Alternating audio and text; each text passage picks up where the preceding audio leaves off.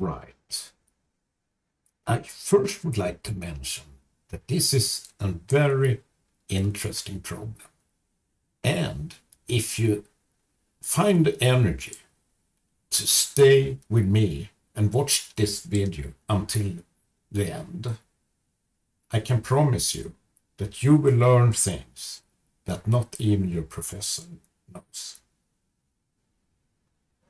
It's hanging on a rod which is fixed, so it can only move or oscillate in a plane orthogonal to the axis here.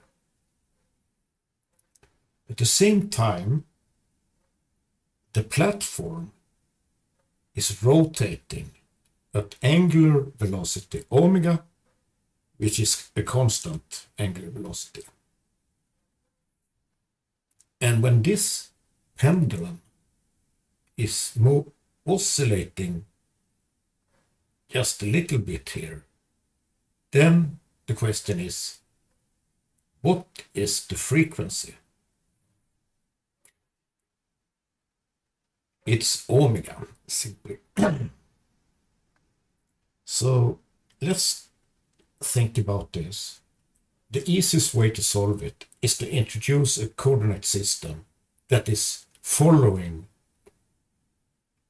the platform, the rotating platform. So if you think about, for example, a y-axis here, maybe a z-axis here, it's fixed to the platform. And when we introduce such a coordinate system, then we don't only have the forces, the true forces, we also have inertial forces. For example, we have something called centrifugal force, and we could also have Coriolis force. That is, when this mass is moving in that direction, then there will be a force orthogonal to that direction, depending on the direction of the omega. However, since the arrangement is such that it cannot move in the orthogonal direction to the plane where it's oscillating, the Coriolis force is of no interest here. But the centrifugal force is of interest. So let us take a look at the simplified picture we have here. So here is the mass, it's that one. Length is L, L, and it's fixed up here. And here the dashed line, and that is that dashed line. We introduce an angle phi over here. Then, if that is phi, and here is the mg force from gravitation, we realize that angle here must be phi as well, right? And if that is phi, then this is mg times sine phi. So I divide this mg in one component along the rod here, and one orthogonal. In this direction here, if you think about the polar coordinates or cylindrical coordinates, then here is one direction in the r direction, and here is the direction in phi direction. Actually, as you can see here, it's when this is increasing in this direction here, phi is increasing, so the true phi direction is actually pointing up in that direction.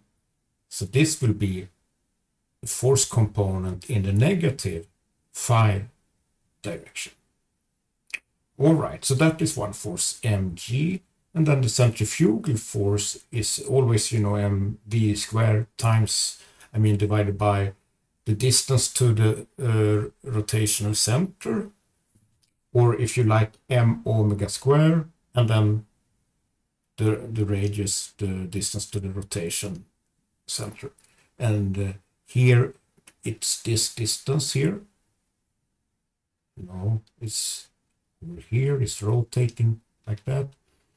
So, and that is L, and that is phi, and then you can realize, okay, that length here must be L sine phi, right? So that's why you have this. The centrifugal force is this one, but that is not the direction I'm interested in. I'm interested in the direction in the phi direction. So we divide this force here in one force in the phi direction and one force in along the rod or R direction here, which we will not use that. Here is the direction I'm interested in, and if you have this side here, is this one, and we can realize that that angle is also phi, then this must be that side times cosine phi. So that's what you have here. So yeah, it looks a little bit complicated, right? But this is what it is. And we also know something about polar coordinates or cylindrical coordinates.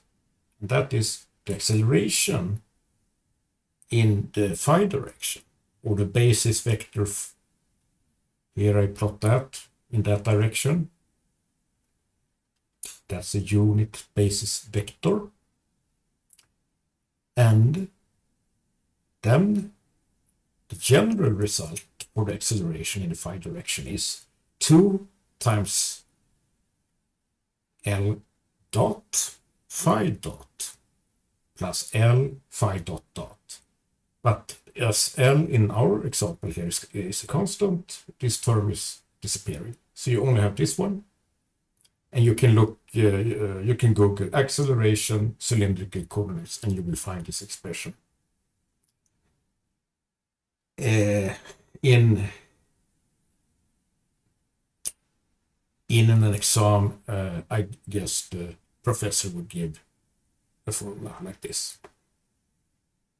What we can do now is use Newton's second law in the phi direction. And in the phi direction, so you see, it's in this direction here. And you have one force, positive force here from the centrifugal force. It's that one in the phi direction. And then you have a negative. This goes like this and then this. So this is in the negative direction. And that is exactly why you have positive here and minus here. It's really the forces in the phi direction equal the mass times the acceleration in the phi direction. Here. This is exactly what it is, and this is what you always need to understand. Get the signs correct. And in this exercise, we were supposed to have very small angles phi, so we can make some kind of approximations. If you Taylor expand sine function, you find that this is true, and cosine phi equal 1. Really 1 minus phi squared over 2, but phi squared is then negligible.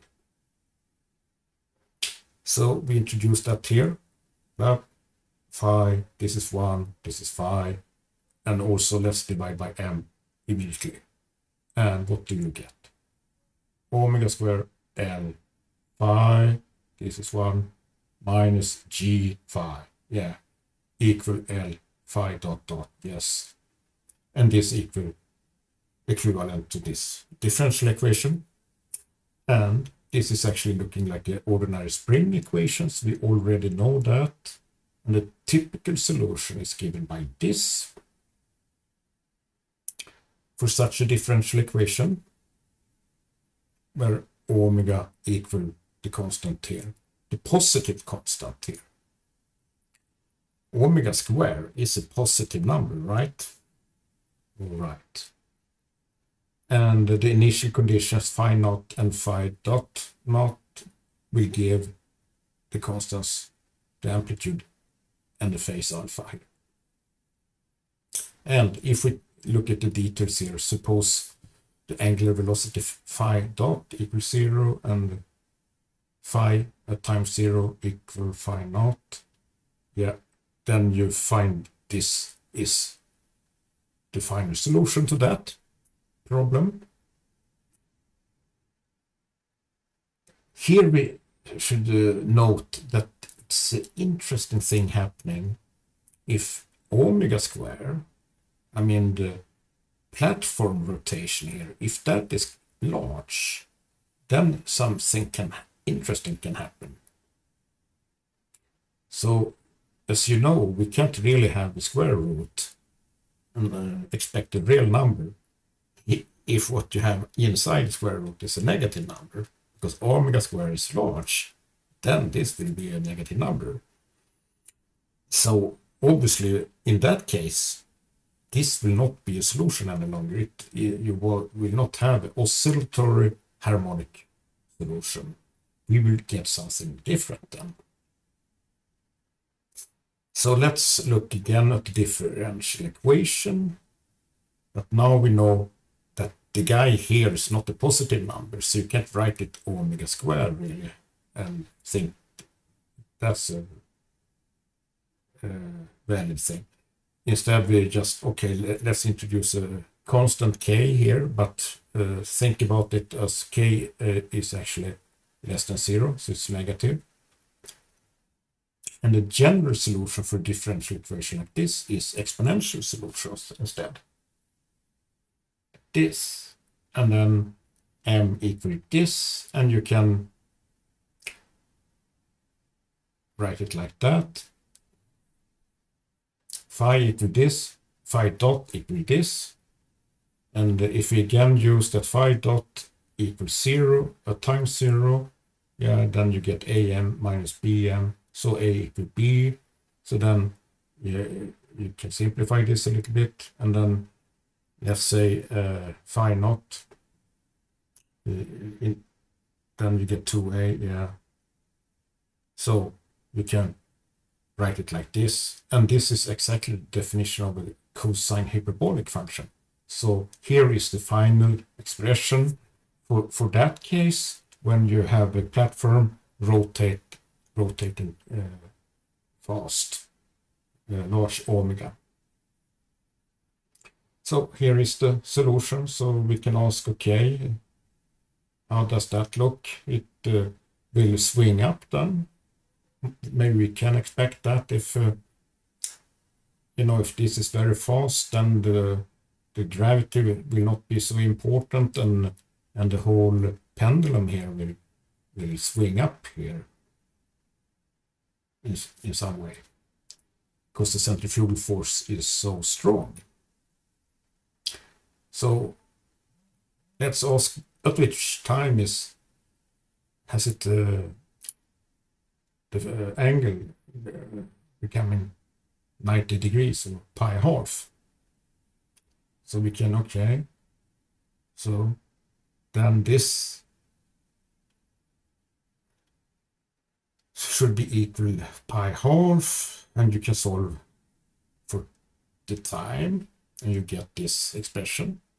So in the same way you get the inverse function, a cos for cosine, you have also a cos hyperbolicus function. So we can solve this, and let's just take an example. Let's start at the angle 0.02 radians at t equals 0, and suppose, let's put in something simple here for the platform, omega square equal g over L plus 1. Then you see the whole thing here will be 1. And you can, okay, so you can put in pi here divided by 0.04, yeah.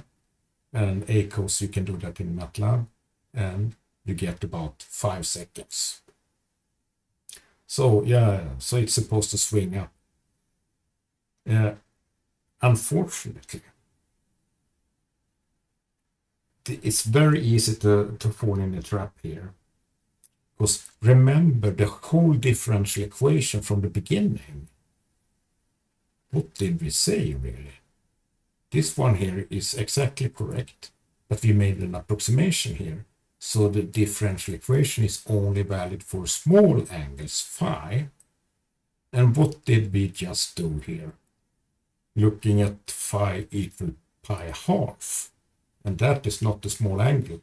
So this solution here, where we were actually fooling ourselves, it's not the true solution. It's only true for small angles. Here you have the angles. So like in this area here, the red approximate solution is in agreement with the exact solution. The exact solution here is the dotted curve, and that is a numerical solution, because this differential equation is not something that is simple to solve in mathematics. So we have to do a numerical solution in MATLAB, for example, and that's what I'm showing here. So I actually solved this differential equation with the initial conditions that we set up for this problem here. So as you can see, yeah, it is swinging up, but it's not swinging up to pi half. It's coming here and then it's starting slowing down. And let's see. Honestly, if you plot this exact solution a little bit longer, you see it's an oscillatory behavior, swinging up to a certain value here, and then comes down again, back, and then back and forth.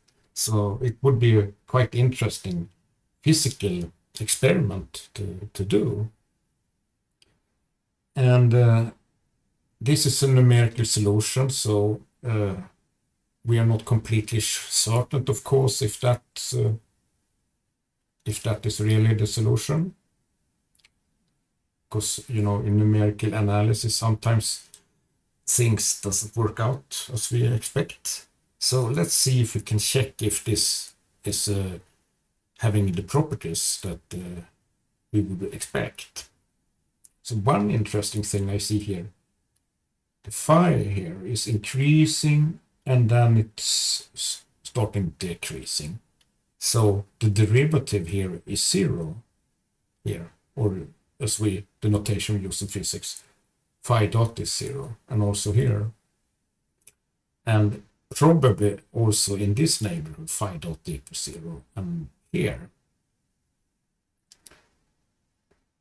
The example we were studying here is omega square equal g over L plus 1. And if we look at the explicit force in the phi-direction, it was this one. And now let's introduce the example here. So I put in omega square, this one. So you get this, and then we can simplify a little bit. So it's this one.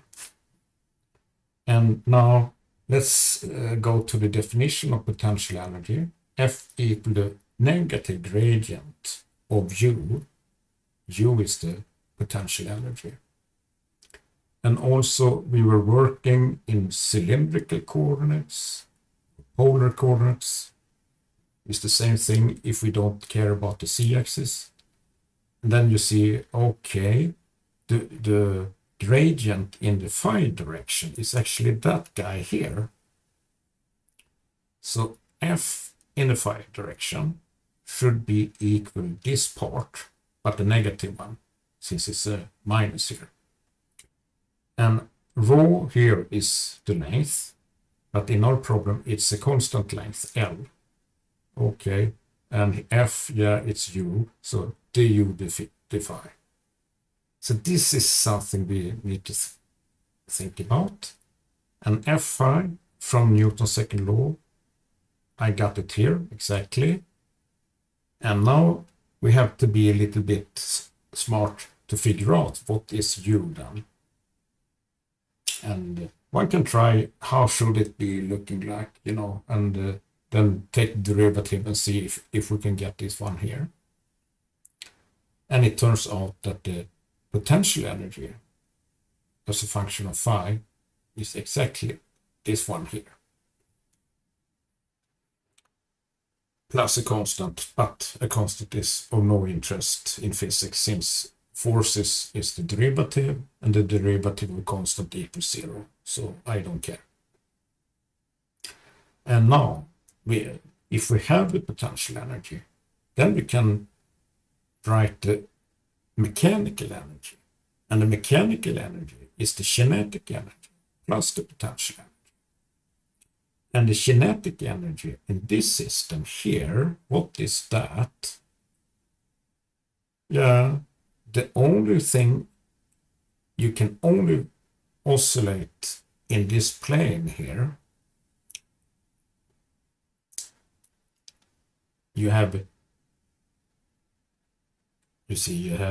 velocity in the phi direction. You don't have any other direction really. You cannot, in the rho direction or in the L direction, there is no speed. You can only,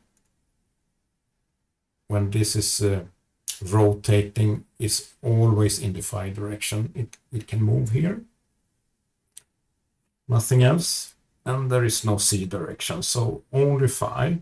And as we always know, v equal something like omega times the radius. So in this case, that velocity here will be L times phi dot. So that's just the way it is. So this is 1/2 m v square phi dot L squared plus the potential energy. So this is the general for any phi.